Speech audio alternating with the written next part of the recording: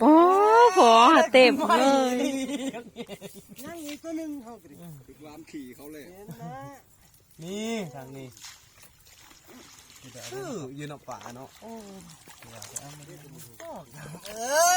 ยเสียดายเด้ จะว่าปลาข้าวเฮียคือเขาเลย พอเต็มเลย ปั้นเด้อนี่เด้อปั้นหาแล้วก็ส่งคืนได้เอากระยาอันก่อนกลางเสียบเลยเรียบร้อยแล้ว 3 ตัวเลยได้เห็นนะพญดอันนี้เนาะป่าแล้วก็จังละอีเลย